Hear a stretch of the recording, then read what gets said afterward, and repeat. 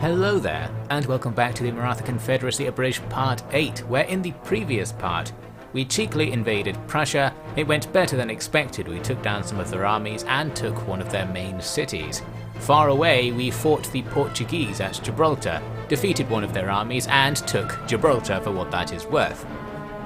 Once that was done, I didn't want to waste any time. I pretty much moved out instantly to go and attack Portugal proper, because we want to try and take them down before that army and fleet in the background gets up to no good, and if we strike now, that army's too far away to help Lisbon. Meanwhile, the situation at Berlin is just an ongoing siege. We've got an ever-strengthening force, but we're not strong enough to storm in and comfortably take the place, so we're just going to wait. At this stage, Prussia can't really do anything, so it's okay to let them die slowly. And previously I mentioned I was setting up for an invasion of Savoy, and here is that invasion. We're making use of a siege draw-out situation to avoid fighting the garrison of their town, and it's a balanced setup, and in this setup we're going to get to play with our new unit, the Buggear Lancers. Things were going pretty well with our Lancers before. Now we've got a version that's ever so slightly better, so that's got to be a good thing. There was a long build-up to this one as I worked my way around the town on the map to get to the enemy's deployment zone behind it. Most of the army went to the left, while a bunch of cav went to the right to end up being behind their army. While I was going though, one enemy unit of cav did decide to do the usual charge outs. We have to fight them. Luckily now we can fight them with our Buggear Lancers, so they're a bit better in melee than Lancers, plus they still have pretty much the same charge bonus, so they do that early bit of damage. Basically with our 4 units we killed that one unit, and now here we are sitting behind the enemy's main formation. No fight has started yet at the front because neither side has artillery, meaning we're both just staring at each other until I, as the attacker, decide to get things going. And we get things going with a rear attack, and the infantry are going to gradually walk at the enemy from the front. The plan being, of course, to just attack them generally from both sides. First, I'm trying to snipe their general here, since he was quite far back. My guys didn't get very good charges against him, I think. We didn't kill very many of his unit early on, but he dies, and that's going to help out for the rest of the battle. There are loads of other enemy cav units in the area, and they're gradually being attracted into these fights, which isn't that good because we're going to take static fights on our Lancers. Not ideal, but it's less bad than usual, again because of the Buggear Lancer situation, although they're not all the Buggear type of Lancer. Anyway, so we grind away at them basically, and I don't do any micro to charge in. We're just going to try and win with sheer numbers, and of course use the fact the enemy morale will be low because they have just lost their general. I've got my other wing of cav with the main army now starting to set up for the frontal attack that needs to pair up with the rear attack. This wasn't done perfectly. The frontal attack was not only too early, but it looks like the charges aren't far enough. We didn't really have any momentum, so while we got a lot of stuff engaged, we didn't do a lot of damage early on. That was not the case though over here on the right, where an elephant charge got plenty of space and slammed into these infantrymen. They're going to be routed pretty fast by that.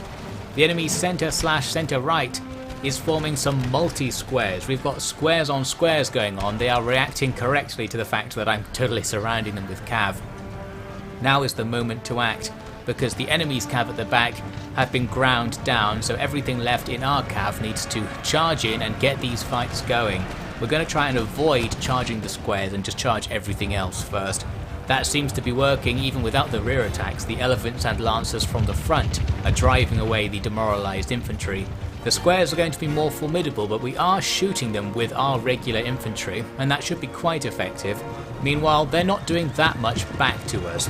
The squares can shoot out and kill our cav, but they're just not doing it very much. That's the usual way we get away with things in this campaign. They're just not shooting us that much, so we're okay for now. And eventually we've killed so much other stuff that we can get the squares to rout without really having to engage them, so that's perfect. Once they do start routing though, then we're going to charge in, because this is the post-learning about doing the continue battle thing stage of the campaign, where once things rout, I know I need to kill them now. So in we go, cav and elephants all over the shop.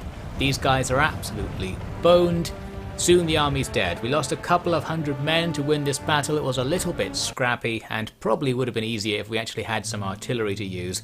but still good enough. And the nice thing about these siege drawouts in this game is that the force that was drawn out then leaves the settlement after losing a battle. It doesn't retreat back inside, it retreats somewhere else. So now I can attack the settlement. They refuse to surrender, which I thought was mean, but then I thought, well, we can just auto-resolve that because there's not much there. And I was wrong. We get annihilated in the auto-resolve, so that's not very good. And this was one of those cases where I was so confident I wouldn't get annihilated that I didn't lay down the safety save in case it gave us a weird auto-resolve.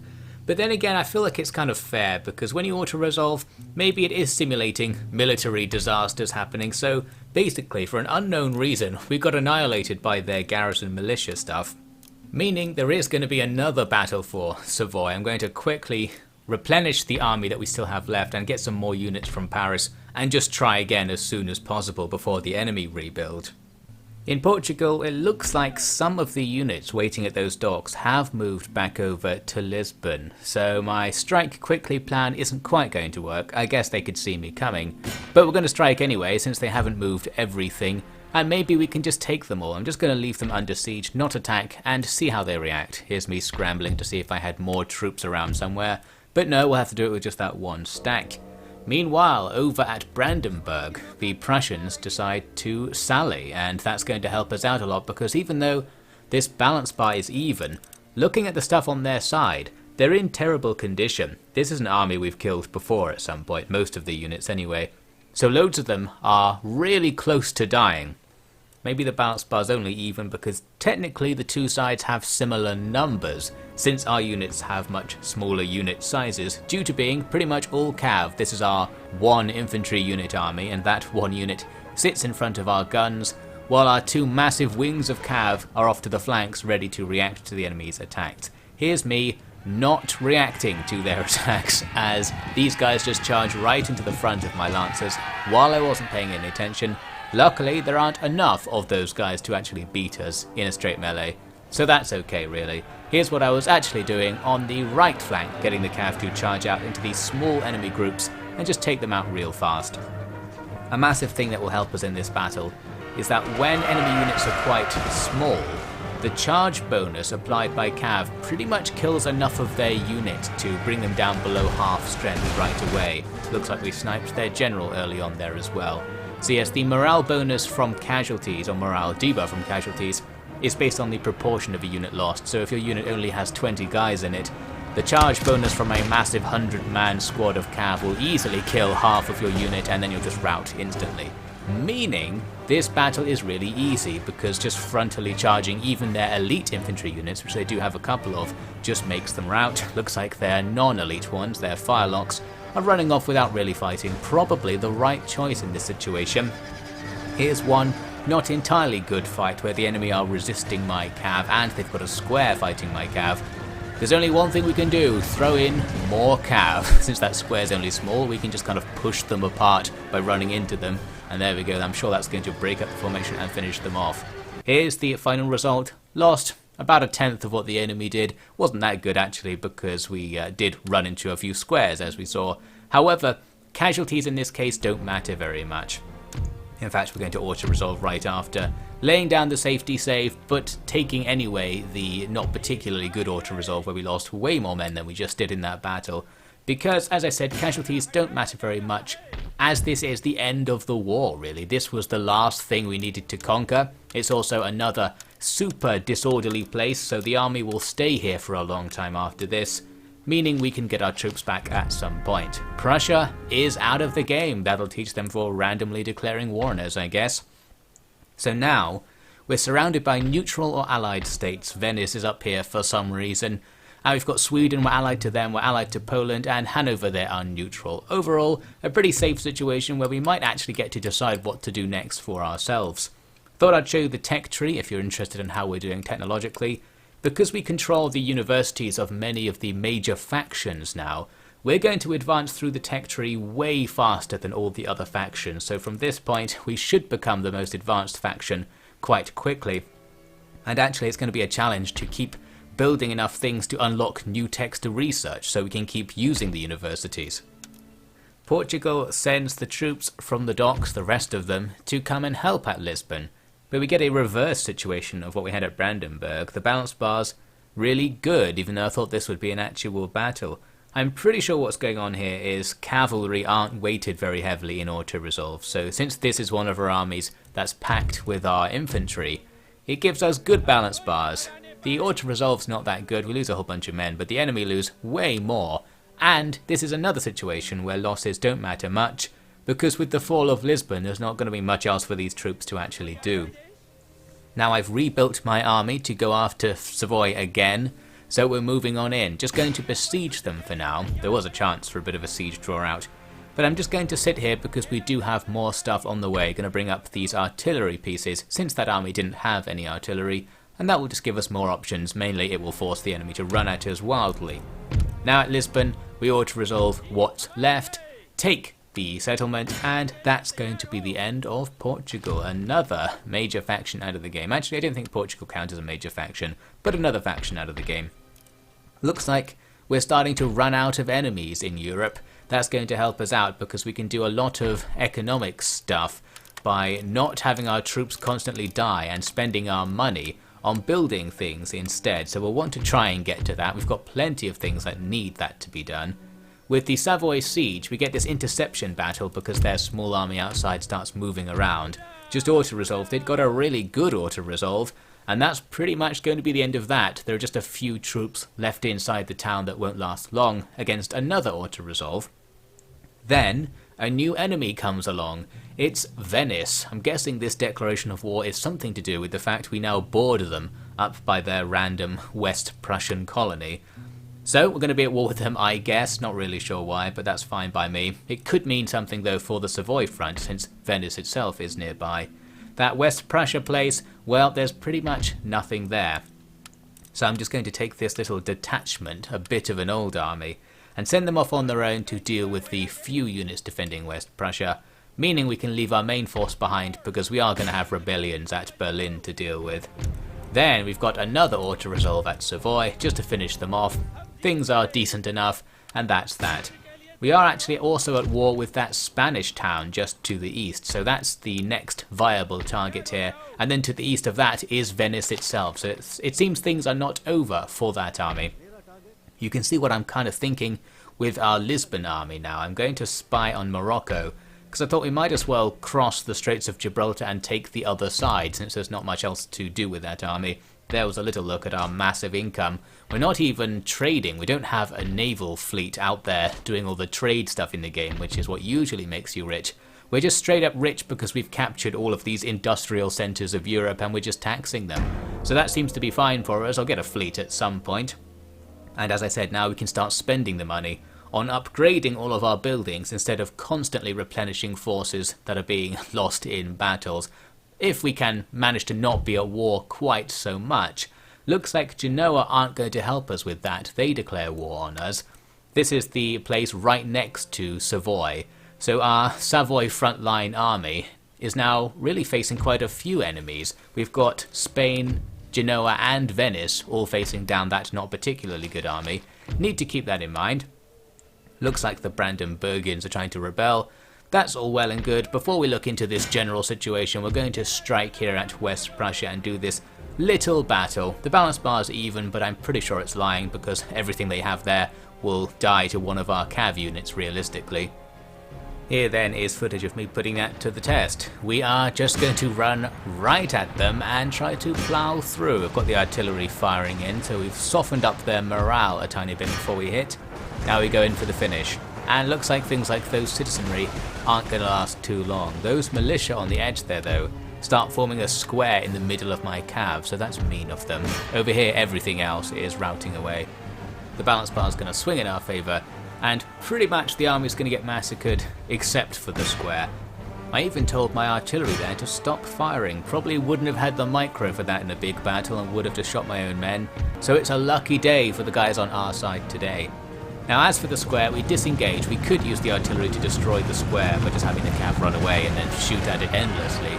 But it's more fun to defeat an anti-cavalry measure using cav just to prove our point. So we just plough into it anyway. They don't rout right away like I thought they would. I think the army lost its morale penalty isn't that powerful in this game. It's superseded by things like small arms fire and the general being killed. So even though like 90% of their army was dead, they bothered to fight for like 10 seconds or so and then rout.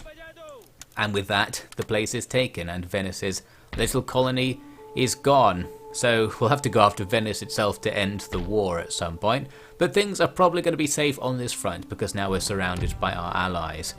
The rebels near Berlin get auto-resolved. The result was actually pretty good. They just sort of still are alive afterwards because they couldn't retreat. Auto-resolve them some more and really not taking any risks, saving on every auto-resolve because the safest ones are the most dangerous in this game. You never know if you're going to randomly lose or see half your army die or something like that.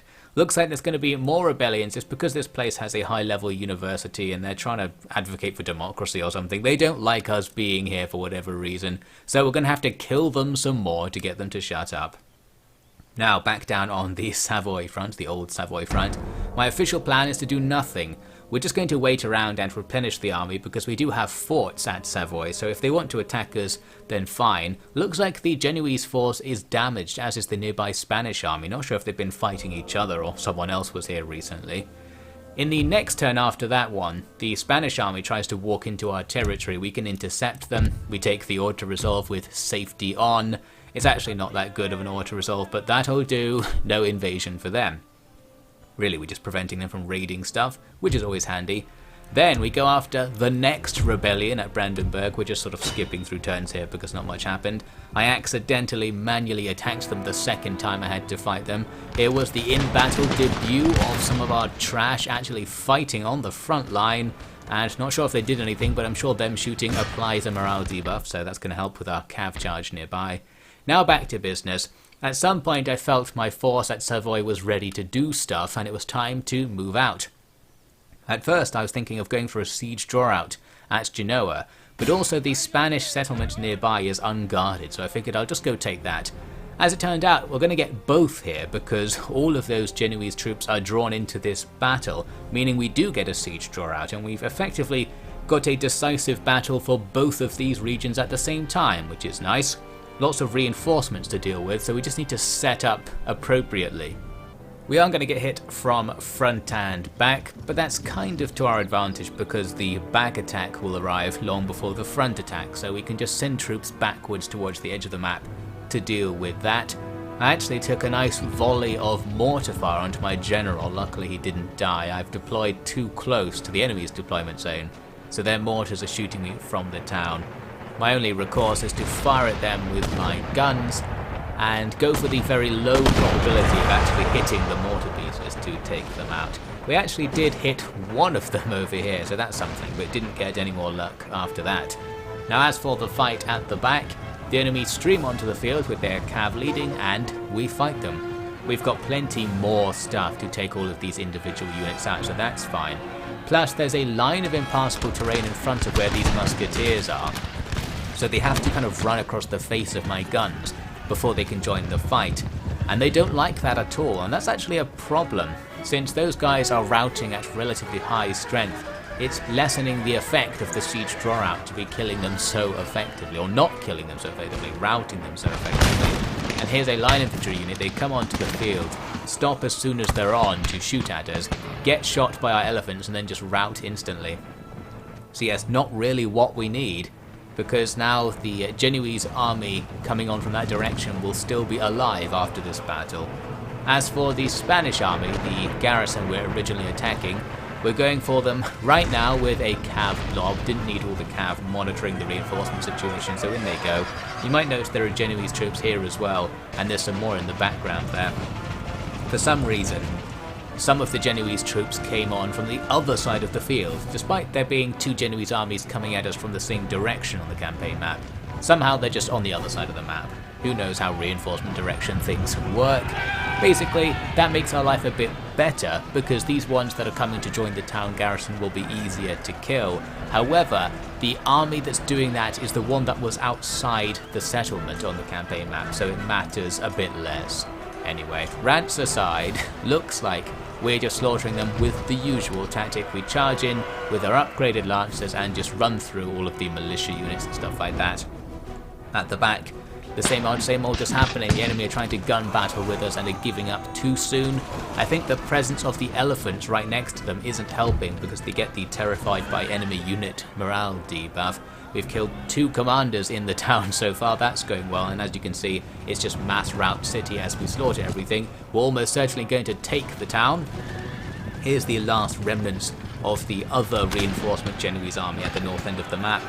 They just absolutely eat a cav charge to the face and other parts, and that's going to be the end of them in seconds. Good stuff. I believe because they're a minor faction, they don't have things like square formation and bayonets, so it's super safe to cav charge these guys.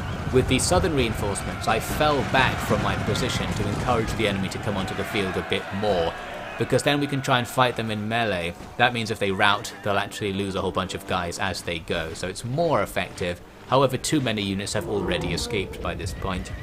Here's one of the final units. It comes onto the field, makes a square, and then gets absolutely annihilated with a cav and elephant charge from both sides. And now we see the best thing that Empire has contributed to the world, and that is the animation for how the elephants are like throwing the enemies out of the melee. Extremely good. So yes, that unit doesn't last very long. Looks like there's another one there. I think for this one I just got all of my cav together and ran into them in an enormous glitchy looking blob. We're doing some sort of crazy wave based tactics where we're sending vibrations through the mass to smash into the enemy at the front. All good stuff. Here's the eventual result then. The enemy lost 10 times more than we did. That's what we like to see. But yes, it wasn't quite the siege draw out I wanted, especially because the army inside the enemy town didn't retreat and walk off somewhere like they sometimes do. Maybe that only happens if it's a army reinforcing their own faction. Technically they were reinforcing the Spanish, so maybe the rules are a bit different in some way. Plus it was actually a siege attack, so that probably changes the rules as well. But regardless, this place's public order is good enough that we can move out in the same turn and just go to besiege Genoa right away. So we'll hopefully finish off that situation. It depends though what Venice have in store for us. You can see they've actually got some troops in ships just outside Venice, so they're planning something by the looks of it. We'll check out what they actually do in the next part, and here's a preview of how we're going to start the next part. I am declaring war on Morocco. They were a protectorate of Dagestan, like basically every faction. A classic glitch in this game is that Dagestan manages to vassalize every other faction in the game over time. Not really sure how, but basically we're now at war with this one town out in the middle of nowhere as a result of declaring war on Morocco. That shouldn't matter, but we'll see about that. As for our attack, we can do a siege draw-out, a traditional siege draw-out that's actually going to work this time, since we're just fighting the same faction and it's not a siege battle. The armies are packed with things that are going to have nice low morale, or are going to be light infantry units like those Amazons, nice and weak against a cavalry charge. So we'll try and take out all these guys and quickly crush Morocco next time, which we'll need to do because as it turns out, our old Indian enemies are on the way to try and reverse Raj us.